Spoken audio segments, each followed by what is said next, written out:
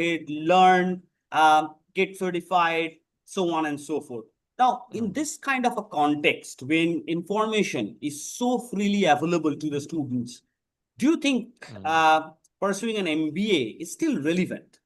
Right? There's many students would think, okay, I mean, I want to learn marketing. I can go ahead and do a MOOCs course, probably from some of the best universities in the world, right? And, I can get a certification there. Do I still need to pursue an MBA? What is your take on that? So the short answer is yes, Dr. I think pursuing postgraduate education, if it's a core part of your career plan and it's something that you need to realize your career aspirations, it is still a really enriching and rewarding experience to pursue it. That doesn't take away, of course, from the fact that we learn and have a passion from learning from all sources.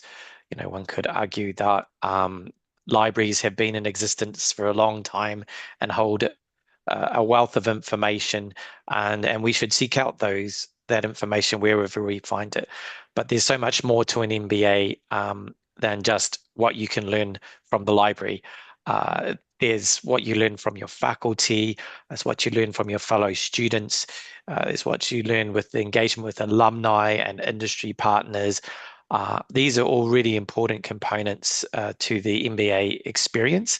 And quite often, when you've had 2 to 3 years out of experience, it provides you that structure that you need and sometimes desire to actually craft you and prepare you for your next step in your career. So I would say, yes, an MBA is highly relevant.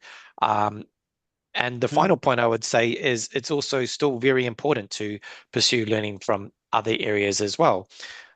So, doing your Google courses, doing other certifications you might find interesting on Coursera, those things fulfill your passion for learning, professional qualifications. I've done these things, and it's not always possible to fit everything you want into your MBA, despite the plethora of electives I see you have on your MBA program at BMU. So I wouldn't say don't pursue knowledge from other spaces. And I don't think AI is going to change the fact that the world needs leaders that can understand people first, always. So if that's the case, if you believe that, doing a full-time MBA program where, you learn from the faculty, you learn from your peer group, so there are things beyond content that you master in the process, right? Like you said, leadership skills or communication skills for that matter. Now, if I ask you to put, or at least come up with 3 top skills that you believe every MBA student across the world they need, right? For instance, over the period of time, we have seen there is a lot of change that has happened in terms of the skill sets that is required by the industry, right? Given what is happening in the corporate environment right at the moment, what do you think would be some of the top 3 skill sets that every MBA student needs to own at the completion of their MBA program? Top 3 skill sets. Top 3. So the first thing I'll say, and I'll touch back on your previous question, is, AI is important and it is changing the future of work. There's no question of that. And it's very clear that we don't know what the future of work will look like and what future jobs will look like. But that's kind of always been the case with the way technology's been moving the last couple of 100 years. And it's just moving faster. I was at IBM's offices last week, and I was looking at their quantum processor in London, and we were talking about the impacts of quantum. So AI is a bit last week. Quantum is close. Google, Microsoft, and IBM are making massive inroads into this space. And so I was talking to them, Dr. Rick, exactly about these sorts of things. As we enter into this age of AI and quantum and AI agents supporting us as companions and at work and assisting us, what skills are really important for students to acquire, and what are employers really looking for now that we know that AI assistants are going to play and agents a real important role in the future of work. So the first one is creativity. I would say number one.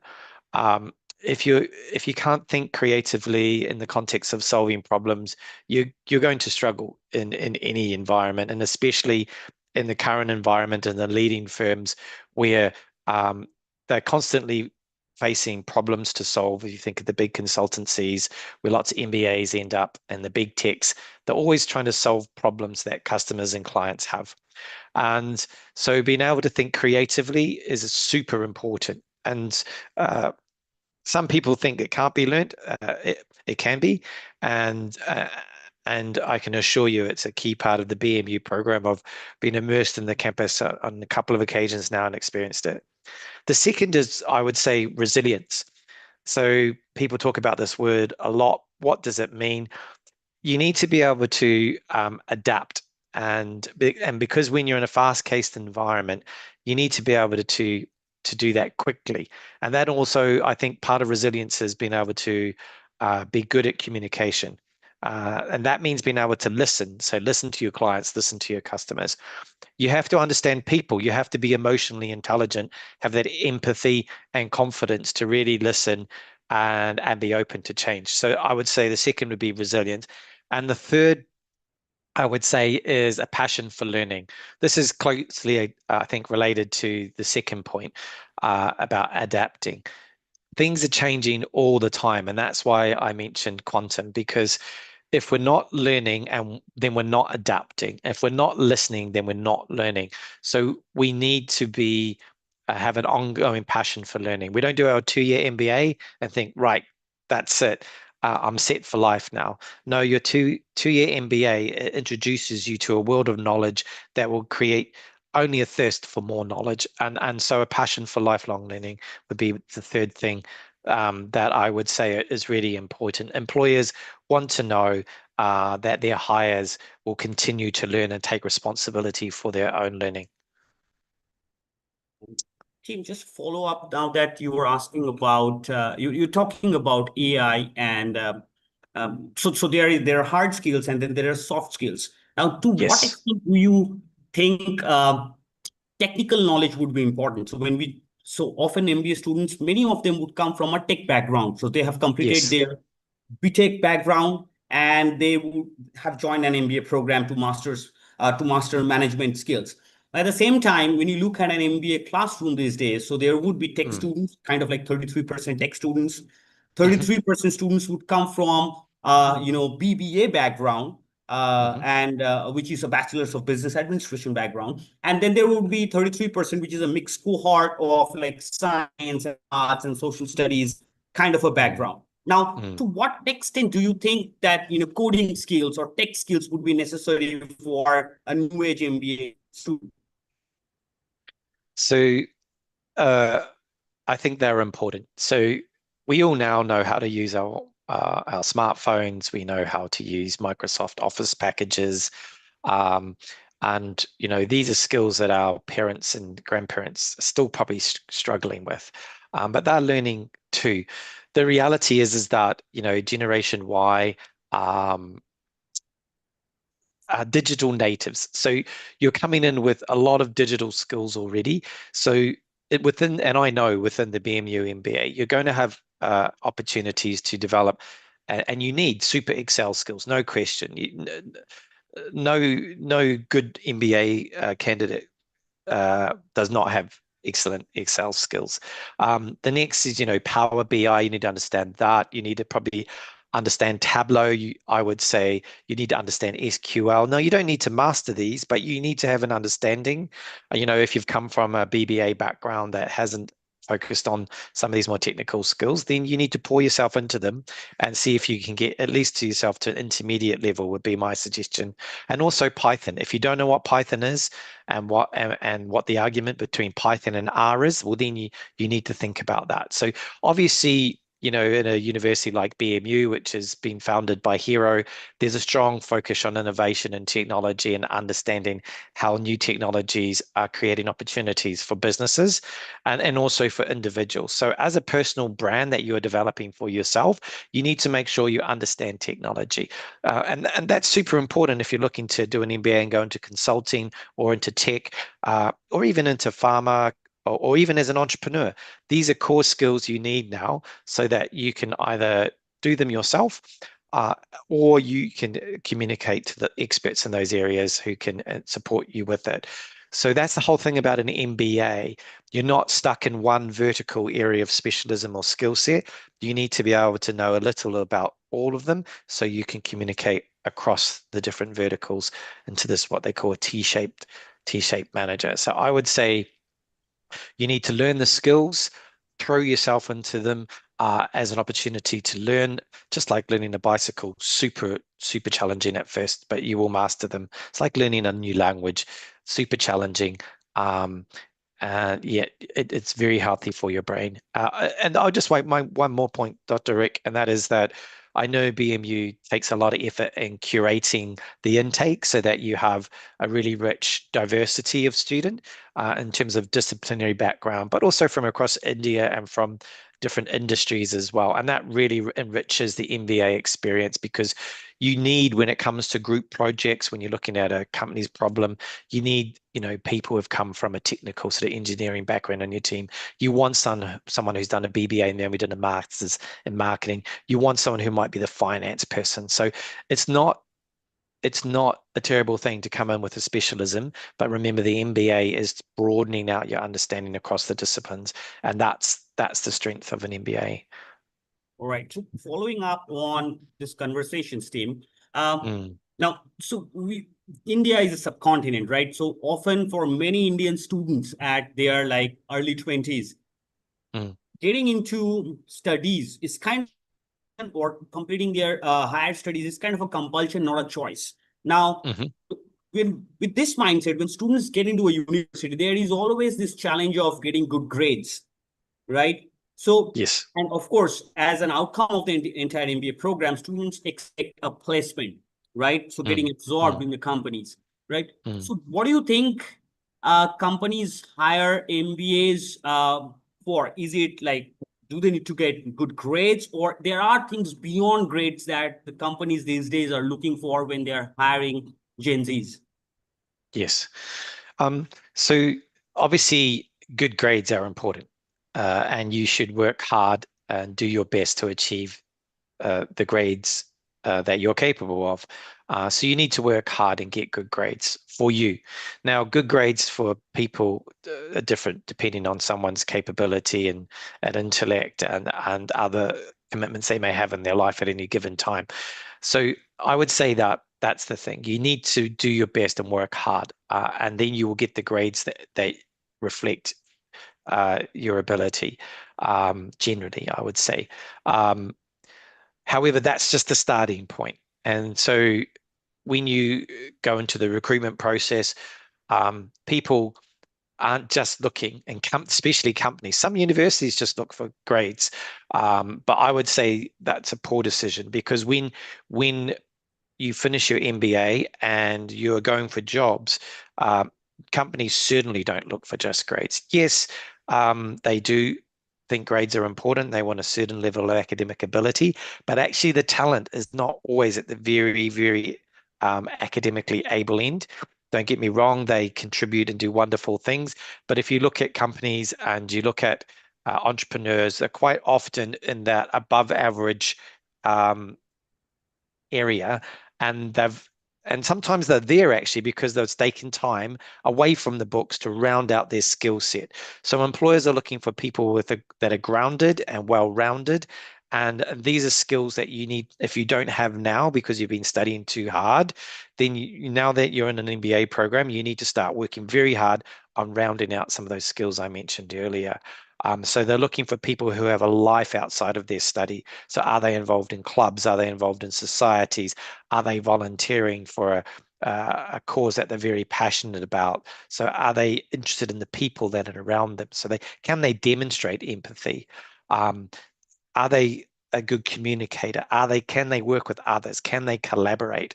Um, are they a team player? These are really important interpersonal skills, that these soft skills you mentioned, Dr. Rick, that are really important. And I would say the most important one is empathy. If you don't have empathy for the people that are around you, that's a massive flag for people. You will be, if you want to be a leader and you want to lead people, you need to be have empathy and values, because leaders are not managers. Leaders have followers, and followers choose to follow a leader. Whereas managers, they get given the right to manage people. And so there's a massive difference between a manager and a leader. And the people that succeed are leaders, and those people have great empathy. Absolutely, absolutely correct, Tim. I mean, like, so we are, our university, so our School of Management is housed within the Mm, university, right? So there are kind of like 22 different clubs that operate within the university. In terms of your interest level, you can get into any club. It's not that all these clubs are inclined towards academics. So there are fight clubs, there are debating mm, clubs, there are the culinary clubs, photography clubs for that matter, performing art clubs, and mm, it's a great mix of students from different schools who come together and be a part of the club, mm, and the kind of learning that happens within that environment, it's of mm, course takes their skill sets to a whole new level. Now, Tim, mm, following taking this conversation forward, now you see, India as a country, there would be every year kind of like close to 5.5 lakh, 6 lakh MBAs who would graduate every year, mhm, right? mhm, So mhm, across different universities and colleges, quite a huge number. mhm, Of course, now there are different colleges which are tier 1 colleges, and then there are tier 2 college, and then there are tier 3 colleges, right? And mhm, of course, now you have national level rankings and accreditations which bring different colleges at a platform where you can compare and contrast across mm, multiple mm, parameters. So mhm, in your understanding of the global business scenario, global recruitment scenario, do you think the mm. recruiters would care more about a college or brand, or an individual skill sets that he brings to the table? So what is the shift that's happening? Is it like the brand that makes the difference these days, or is it like the skill sets of the individual, irrespective of whichever college or university they are graduating from? How do corporates look at recruitment these days? Mm. Yeah, that's a big question. I would say firstly that um, it should come down to the individual learner. So, what are your career aspirations and goals? What are your values? What do you want to achieve? And what do an MBA program is an MBA program. It's a Masters of a Business Administration. There are over 10,000 business schools in the world, and they all have one. Okay. So then you need to look at, well, what is the curriculum, and how do they teach? Do they have a pedagogy? Now, pedagogy is the way in which an MBA is taught. Originally, MBA programs were taught on the Harvard case study approach, which is basically, I guess, the early sort of recognition that to learn about business, you need to be given a business problem and you need to try and solve it as a group, because that's what happens in a company. They're like faced with a challenge, they bring their people together and they go, we have a challenge or an opportunity or a problem. How can we work together to solve it? So I would say that look at the pedagogy. How is it taught? Is this company close to industry? Do they understand industry? Do they understand innovation? Do they understand how technology is changing? Do they really understand industry? Or are they deep in textbooks and research that isn't as applied as industry always is demanding?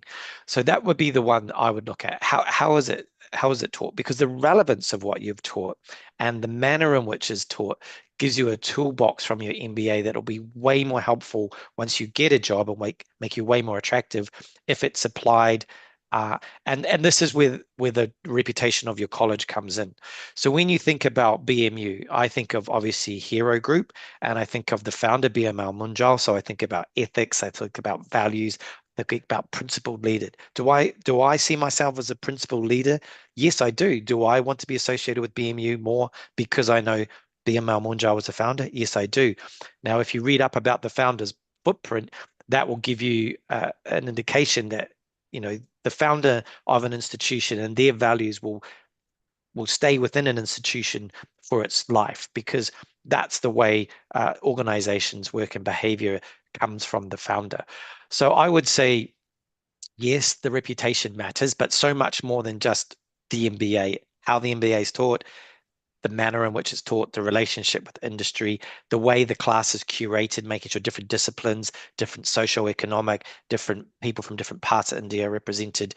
Coming to your question about India and the globe, um, now, and the number of graduates coming out, there are a lot of graduates coming out. And BMU, as you know, and you touched on earlier, started with engineering and management. Makes sense. Hero Group is excellent in those spaces.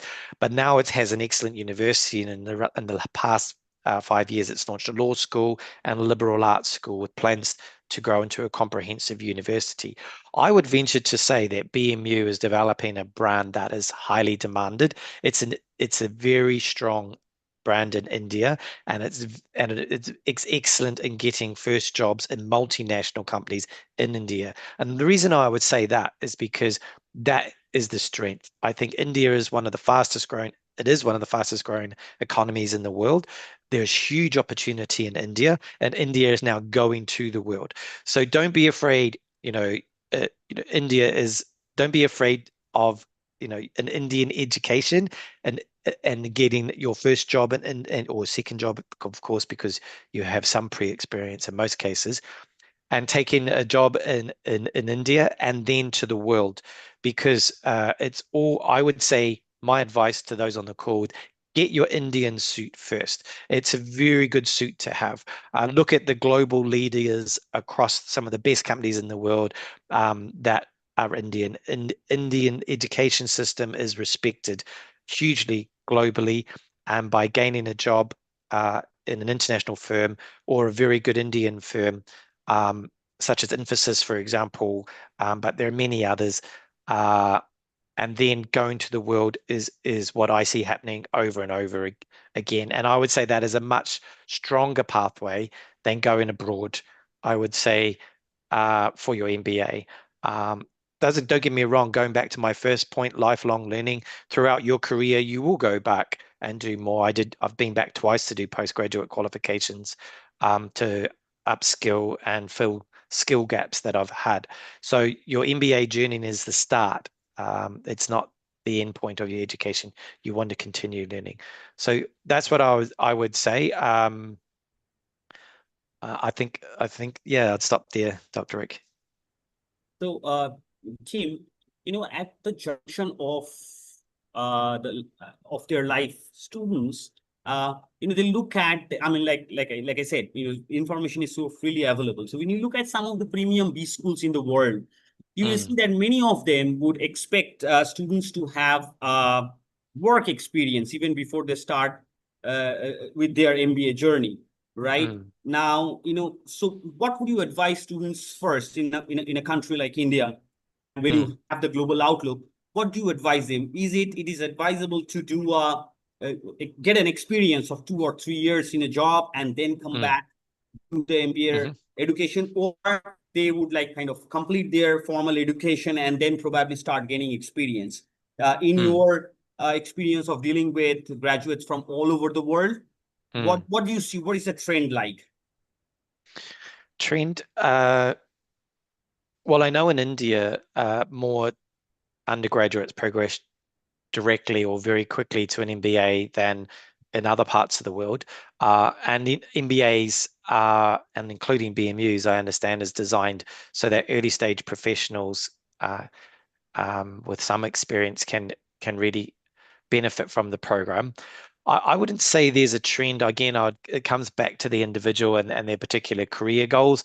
If they're on a roll and they've said they've done engineering and they want to pivot into business and they want to crack on and do their MBA and pick up those disciplinary skills across marketing, operations, analytics, finance, strategy, leadership, things they just haven't even been taught yet, and they just want to get them into their toolbox, then that's a really smart move too. So I wouldn't, but if you've just done engineering and you have a internship or a placement in a good company, then then that doesn't mean you don't need an MBA, but it means that you can think, okay, financially, is this the best time for me to do this? Or do I need to just get on with it? One thing I would say is that a trend is that obviously we're seeing competition increase, and therefore the need for postgraduate qualifications to stand above the crowd is becoming more and more necessary. And so it's not a matter of if, it's a matter of when. So learning those skills immediately would be very helpful. I did my executive MBA sort of mid-career, and I'd wish I'd done it a lot earlier because I had gaps I didn't even know I had. So I didn't even know what I didn't know, and I could have been far more effective as a young professional if I'd done my MBA much earlier in my career. So I would say if you're thinking about MBA and it's part of your career plan, then I would say just get started. That would be my advice. And team, many students in India, I mean, I travel a lot for outreach activities for the school, Mm, meet students at mm, different parts of the country. Now, mm, many of the students would come to you who are not really sure about whether they are taking the right course of action in their life. And mm, they would come back to you and they would ask you questions like, is it all right? Now I'm enrolling myself uh, into an MBA program, but mm, at the moment, I'm not quite sure how do I look at myself 5 years down the line or 10 years down the line. I'm still in the mm, process of exploration, right? mm, Is it all mm, right at this stage? Or would you expect the students when they're entering an MBA program, they have a clear vision of where they want to go in next 5 years or mm, next 10 years down the line? mm. What is it like? Yeah, so obviously, if you have any career ambition, you will have a plan. And if you have an idea, even if you have a few different ideas, um, try and write them down. And if you're not sure what your career ambition is, then you should go and get some careers advice. They're even online. There's some great tools, AI tools that can help by asking you questions to think about, where you might find a rewarding career. Um, the thing about an MBA, it's a general program, right? So if you plan to be a leader in any industry, then an MBA is going to be helpful for you because these are the skills and the knowledge that you need to be a good leader. So I would say that. Um, Coming back to your question, um, which is, sorry, just repeat the first part of your question, Dr. Rick. I want to So the make sure question, the I question capture it. was, yeah, the question was if I'm trying to do an MBA, I've enrolled myself in an Mm, MBA program, but mm, I'm not still not sure how do I see yes, myself 5 years down the line, yes, 10 years down the yes. line. I mean, I might not have a fixed career path at the moment, or at least I Mm, have not thought of it. So mm, is that a right mm, way of going, or is it all right at this stage? So yes, by the time you yep. complete your MBA, you have a concrete understanding, or Mm, like how is it like prior to the MBA, you need to yep. know, okay, you are jumping in because MBA at the end is like Mm, an investment on yourself, right? mm, mm. So what Yeah, can you no, advise to sorry, this? that's the explorative part of the question. I just wanted to remember, so thank you. Uh, No, I've seen thousands of students go through MBAs and they all have a plan because you need to write your personal statement. And so don't write your personal statement without a real clear and realistic career plan. But don't forget that it's very, very difficult to gauge where people are going to go when they finish their MBA. I've seen people who think, oh, I think that person's going to struggle to get a job, get amazing jobs at Google, right? And I was like, wow, how did that happen? And so, and then I've seen people who are absolutely phenomenal people who have followed unexpected career paths. They said they wanted to go into banking, and then they're working for the World Wildlife Fund. So what I would say is that, you know, over 70% of undergraduates end up in first jobs unrelated to their major. So it's not unusual to end up in jobs unrelated to your discipline. What's annoying though is when you get a job, if you don't have the skills to do the job, it's hard to do the job well. So with an MBA, I would say it provides you three things. The first thing is no one really knows what they want to be when they grow up. They always doubt themselves about where they want to go and what pathway they're going down and whether that's the right one, the right fit for them. And it's okay to have those thoughts, but you still need a plan. So you have your plan. And like any good plan, you're open to change your plan if an opportunity comes up in front of you that you feel is too good to say no to, or it appeals to an interest you just didn't really know you had. So the second point I'll make is doing an MBA. It's a 2-year program at BMU. I love that it's a 2-year program. 1-year programs don't provide you as much time to really explore and network and discover. So when you do your MBA, you'll find that the journey in itself will open up so much to you that you didn't know. Like I said earlier, I didn't know what I didn't know. And so you will be open to new ways of thinking, new ideas, new knowledge that should shape your aspirations for your future career. So an MBA is an excellent journey. Now, it's not a careers course, so do get your careers counseling and do take personal responsibility for your career goal and aspiration.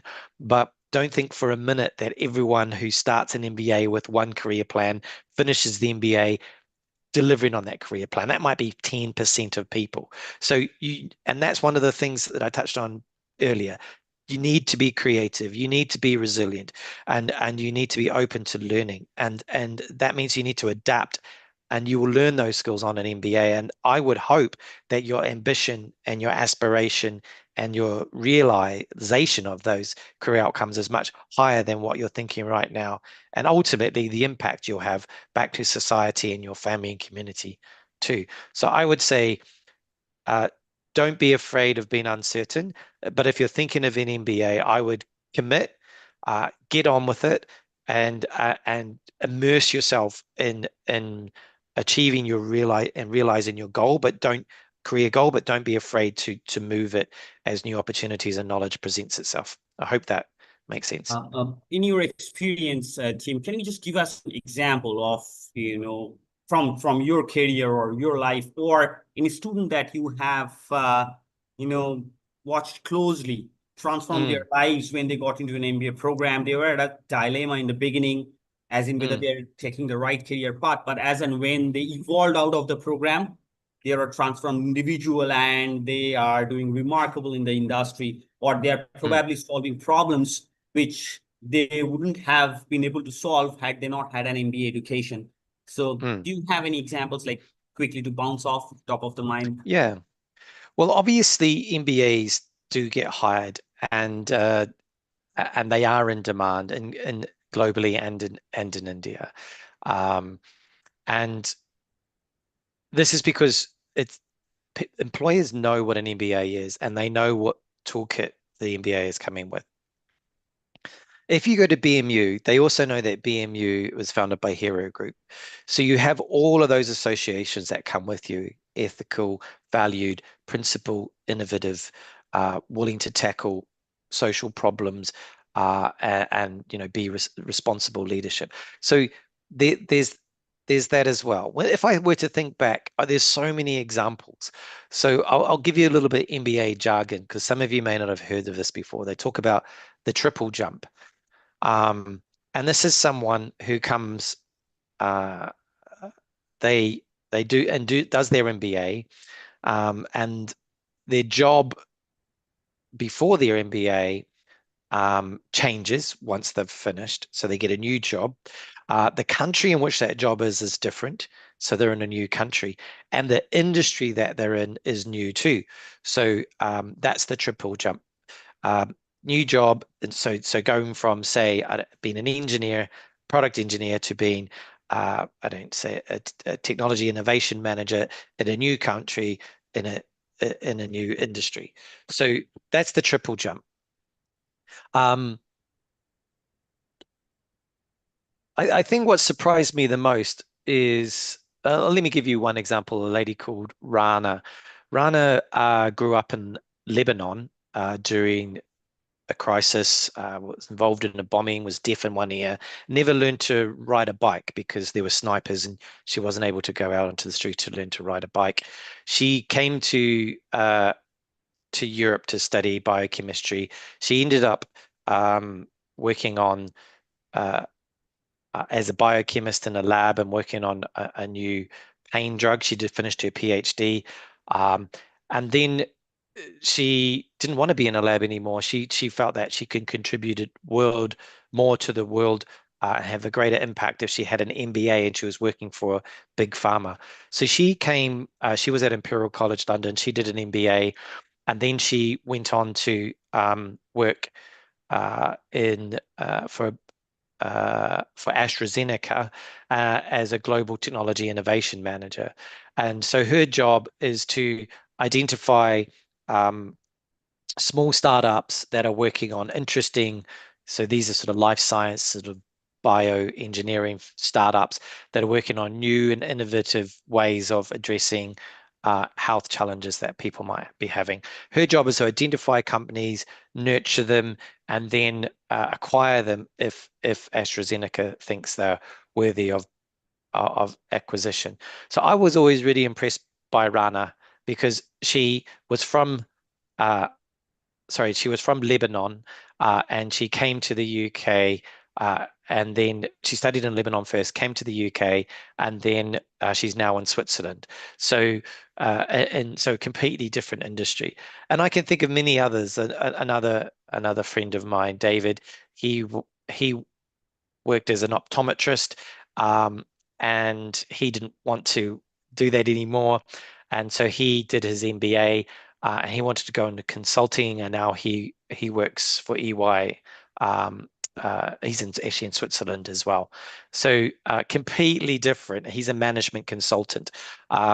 I guess he gets lots of jokes about being able to see clearly the answers that he needs to find. But there are just hundreds and hundreds of examples like that. I have another friend who was an engineer. He was involved in the construction of a nuclear power plant, and he didn't want to work building nuclear power plants for the rest of his life. So he came and did an MBA, and he really wanted to get into real estate. So he got into the real estate industry, first in sales, then in construction, and now he builds residential apartments in London. So that was another really impressive change. And another friend of mine, he worked in finance, John, and he was doing really well, making lots of money, but felt really unfulfilled in his job. He left, and he had done actually a science degree. I'm not sure what discipline, maybe it was physics. And he went and did an MBA after a stint in finance. And now he works for social enterprises. So he helps social enterprises with, fundraising and how to raise capital and how to, run their operations more effectively so that they're more attractive for social investment. So it really, really depends what your individual career aspirations are as to where you want to go. There are thousands of examples, and trying to guess what someone's pathway will be is very difficult. Yes, most people who do an MBA go, I want to get into, well-paid job, 3 times my current salary. And that will on average happen, whether you go to university in the UK or in India. You can expect, the 2 to 3 increase in salary jump. And yes, most students are going into tech and finance and consulting. And yes, that's where higher paid jobs are. But I would encourage you not to be John and just go where the money is. Think more roundly about what your career aspirations are and what impacts you want to make during your life. Well, it kind of reminds me of my story, team. I did my graduation in microbiology, then my Right. master's in biotechnology. And Yes. then I Yes. started working for a company called Genpact. I was an environment and health safety consultant, right? Yes. That's when I realized my love for teaching and training, and then I moved to doing my MBA program, then did my PhD, and here I am, a professor in a Brilliant. university. So it's Brilliant. like the similar trajectory that you were talking about, right? So there are like quick questions coming in from audience. I'm going to try and put those questions together so that we can address them as well as take our conversation forward. Mm-hmm. One area of one area of question that many students would ask at this point is, MBA offers a whole bunch of specialization, right? So it's like finance and marketing and operations and HR, and even beyond MBA, they are very specialized master's courses, right? Masters in marketing for Yes. that matter, masters in finance for that matter, right? Now, when you look at all these students who graduate with a certain set of skills, right? So how would students at their age decide what sort of specialization that they would look for? Or is there any Mm, specialization that you think is being sought after? Like there are new age specializations which are coming in, like AI in business or business mm, analytics. These were not there mm, like 10, 15 years back in an MBA mm, program. Now, there are new age specializations coming in. There are existing classic specializations that students can do. They can also go ahead with a mix of a major and a minor. How would students go about this kind of problems or this kind of decisions when it comes to deciding a specialization? So this is like kind of in line with some of the mm. students who are asking us questions. Yeah. No, it's a good question. So an MBA program obviously introduces you to the things that you need to know to be a good leader of an organization. That could be for profit, so a company, or not for profit, or could even be civil service, local government. So these are skills that leaders and managers need. You need to know how to lead and manage people. You need to understand finances. You need to understand the world of finance, so corporate finance and management and accounting. You need to know how money is recorded and flows through a business and into an economy. You need to know a bit about economics. How do economies work? What is the global economic situation? How is it changing? You need to understand the geopolitical impact on those economies. You need to understand marketing. What is marketing? Is it just selling stuff to people, or is it understanding what their needs, wants, and desires are and trying to work with technology to actually deliver them? You need to understand analytics. You need to understand what analytics is. You need to understand the data. You can't make good decisions if you don't have good data. And you need to make data-driven decisions. You need to understand people. How do you hire people? How do you choose good people? How do you reward good people? How do you develop good people? How do you retain good people? And so you need to understand people. You need to understand teams. How do you select a team? How do you pull a team together? How do you motivate a team? How is that different from motivating an individual? You need to know that as well. And obviously, you need to know technology. What are the emerging technologies? What impact and case studies or use studies are already in place for AI? What are people saying about AI? Now, BMU is a technology driven university founded by a very innovative and technology driven company, Hero Group. And it has a strong engineering school. So you're not going to come out of a BMU MBA without a good understanding of emerging technology and how it will change the future of work and create opportunities for industries, whether they be for profit or organizations not for profit as well. So these are all things that a general MBA will give you that you need. Now, if you do a specialist master's program, say in business analytics, well, then you're going to be in business analytics. That's that means you're going to be looking at large data sets using Python, and being able to find value in that data, and then be able to communicate what you've found clearly and concisely to an MBA. Okay, so that's how it works in companies. Yes, they get paid well, and yes, first jobs in business analytics are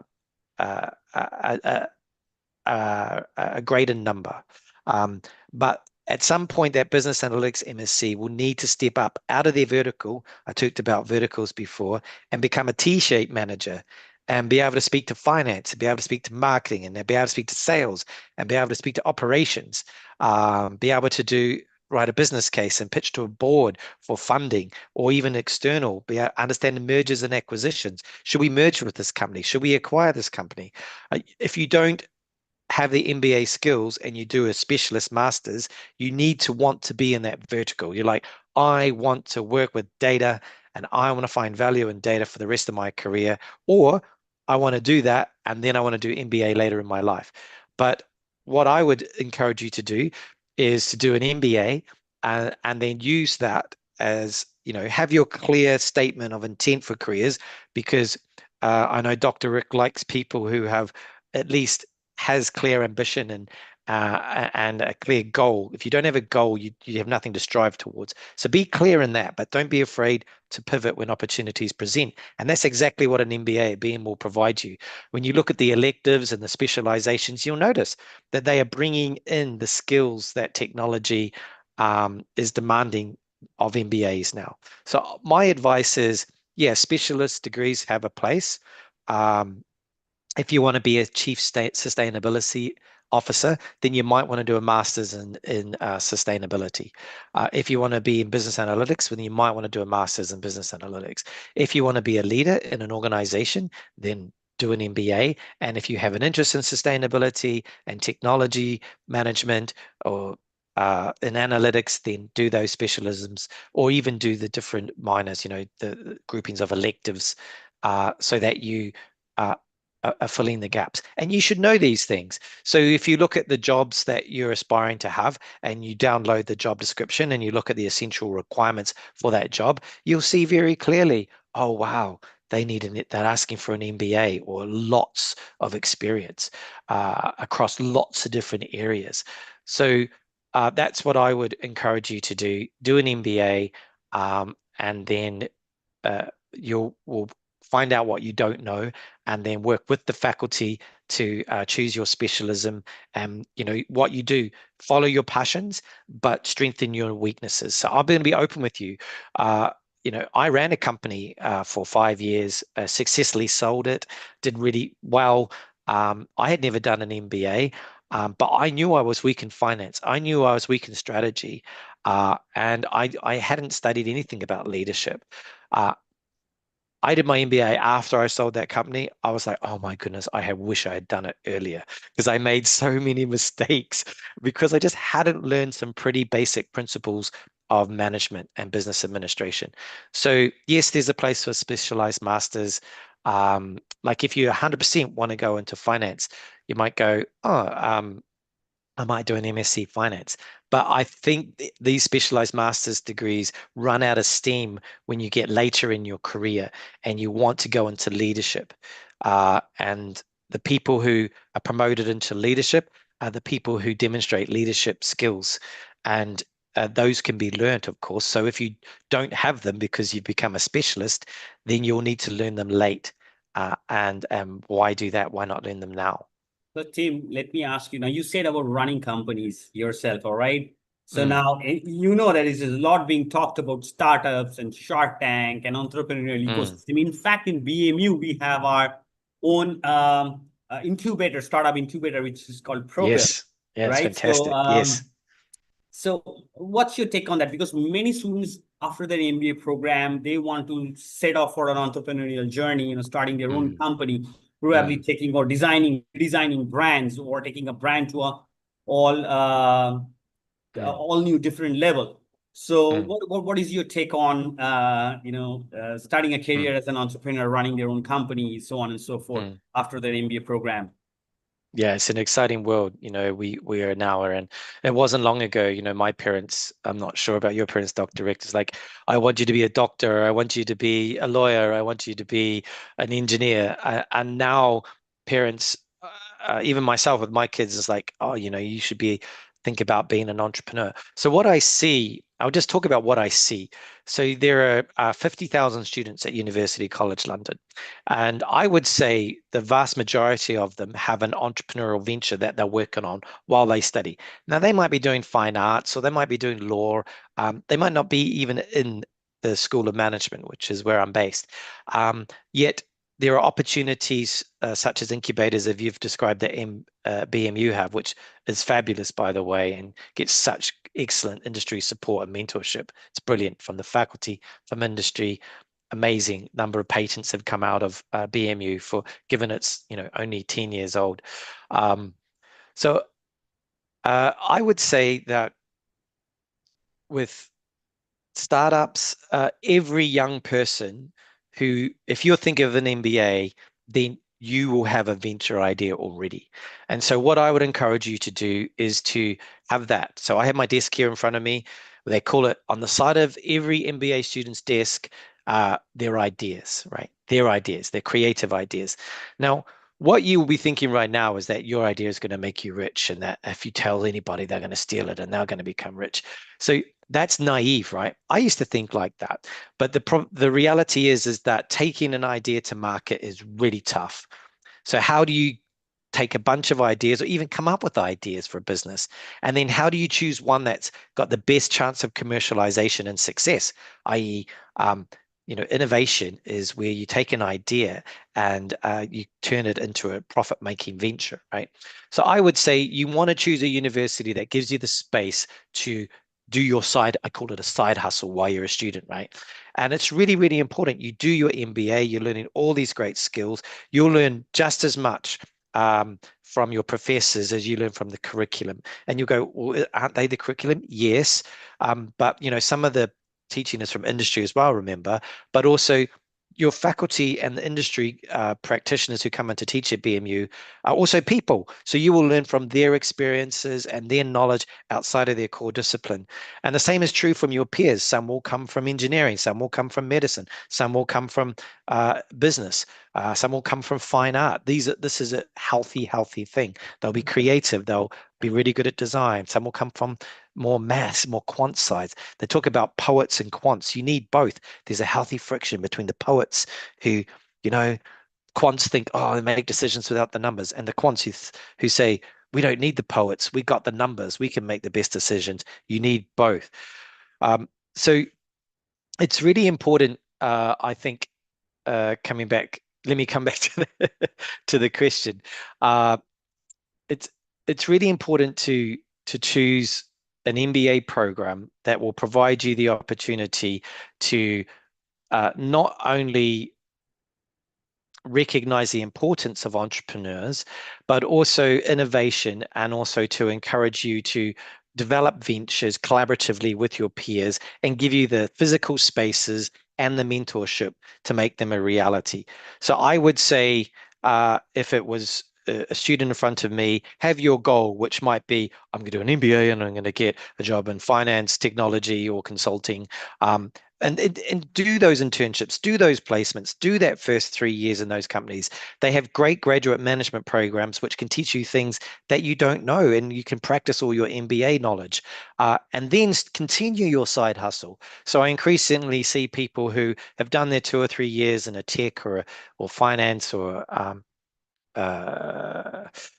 another area, and then gone to pharma, health tech, and then had their side hustle, and they take it to market when they think they're ready. But keep in mind, all those ideas you probably currently have is probably once you explore them on your MBA with your mentors, you're going to pivot lots of different times throughout your MBA and your career into different business ideas. So that would be my thing. Concurrent plan, venture plan. There's a lot being talked about these days about entrepreneurship and intrapreneurship. So it's like you join a company and then you take up, say, for instance, a vertical to a very different level, right? So it's entrepreneur versus intrapreneur who have that entrepreneurial mindset, but yes, they are moving on to a different level, but within the company itself. All right. Tim, completely agree. Entrepreneurs within companies are what they get promoted. You need that creative spirit. You need that entrepreneurial mindset. The entrepreneurial mindset is in leaders in companies, big companies, not just in startups. So big companies need entrepreneurs too, because they're the ones who come up with the ideas and can spot good ideas that are going to make the company money. So yes, I completely agree. Intrapreneurship is entrepreneurship within a big company. Super important. All right. Last final question, given the of time. Now, when we look at an MBA program, it often comes with a significant cost, right? And so in today's world, is it worth taking that financial hit at the moment for better career options later on? And number two, if I decide to do so at the moment in my life, how should I be mentally prepared, right? I mean, of course, all throughout the conversations, we talked about a whole different types of flexibility and adaptability and the skill sets that an MBA program would provide me. But if I'm looking at to join the MBA program, now I have like few months with me. How should I get gear up for joining a rigorous program, something like which is offered in BMU or any other premium organizations? And is spending the money worth it? Because often students, they would look at the MBA program as an investment on self, and they would compute something called an ROI So they would look at the Mm, kind of jobs that they would get, and they'll say, okay, I've invested this much, and probably the kind of jobs that I'm getting mm, is it worth it? So what is your mm. take on this? Yeah, so I mean, obviously BMU is an amazing university. So if someone has an offer to BMU, that means that the faculty have looked at their application and thinks that this person has the potential to give back to the class and contribute to the cohort, and also to take this knowledge and do great things for their family, their community, for India. Now that so BMU don't make offers lightly. That's the first thing I would say. So it's not just about an individual going to do an MBA. You've been selected. So don't forget that part. BMU has confidence in you if you're an offer holder or a current student. So I would say that. The next thing I would say is um, you've got to, MBAs are hard. They're really, really hard. And that's because people go, oh, I just need to go to classes and do my homework and everything will be fine. No, that's like a quarter of the work. So, and of course, you need to do that work. It's super important. But the next quarter is you need to be thinking about your career and your goals, and internships and placements and industries and companies, and reading up on them and thinking about them. You also need to know everyone in your cohort. Who is in my cohort? Who are they? Listen to them, get to know them. They're going to be your network for the rest of your life. I'm going tonight to a fancy club that one of my MBA co-MBA members is a part of, and there are other of my MBA cohort there. We're meeting up. So, that cohort is alive and strong. I wish I'd spent more time on that. And the other thing is you've got to immerse yourself into the campus life. Know the students on the law school, know the students from the liberal arts school, know the engineers. This is your network. Go get involved in student competitions, get involved in student clubs and societies, get involved in hackathons, get involved in social projects. So 3/4 of the value of an MBA uh, is not the curriculum. Okay, it's the experience that BMU has created on campus, the engagement with industry, the engagement with other students, the engagement um, with. So I would encourage you to do that. The second part of your question was, how does it benefit you later in life? No, how do you prepare? So do all the pre-prepare courses that are on offer for you. I know uh, that BMU has an amazing preparation for those that need it. Even if you don't need it, do it. I did, and I was like, oh gosh, okay, this is what accounting is. I'm glad I learned this before I started. Or, oh, this is what economics is. This is what a supply and demand curve looks like. So, make sure you do those. Start reading the business paper, newspaper. It'll be really boring. Even if you just read the headlines, that's that's a good idea.